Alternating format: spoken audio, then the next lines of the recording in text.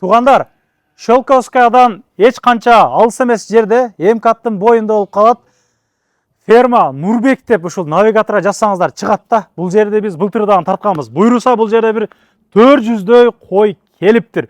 Каалаган форматта алып кетсеңиздер боло берет. 400дөн берем деп атат мекендештер, тандап ушул жерден союп кете бересиздер. Жолдо дагы бир 150дөй кой келип атыптыр. Семизи десеңиздер семизи чоң-чоңчу, арыгыраак, атына деле боло берет дегендерге деле ал жагын деле сүйлөшөбүз дейт. Мына могу жерде эки сөрүсү бар, тапчанчы. Тапчанга 5000ден берем дейт. Ошол майрам күнү келип деле ушул жерде эс алып кетсе болот дейт. Мына домиги бар, үчөөнү арендага берем дейт. Анан бул жерде өздөрү союп берет, 1000 сомго башын куйкалап бересиздер да буйруса. Башын куйкалап беребиз дейт. Келип ушул жерден кааласаңыздар кассапчылык кылып деле акча таап кетсеңиздер болот. Ферма Нурбек деп жазса ушул жерге точкага алып келет. Шелковский Эмкаттын боюнда демекчи, койлордун түрлөрү бар. О, нарактарда койлор бар.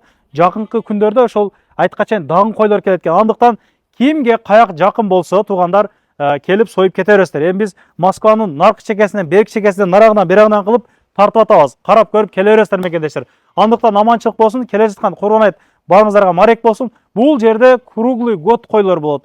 Ушул майрамдан кийин деле келип ушул жерде кой союп, казан очок жана кылып туруп эс алып кетсеңиздер болот. Казан очок эми бекер эле. Ошол анысында 5000 белесиңер болду. Ушул жер ар дайым кызмат көргөзмөкчү. Мондай таке бар экен. Улака сатылабы улака? Канча бар будан? Бул жаман ойношуп калды. Пычак керек окшойт деп калайм. Шорба кылайлыкпы, курдак кылайлыкпы? Келе бересиздер туугандар.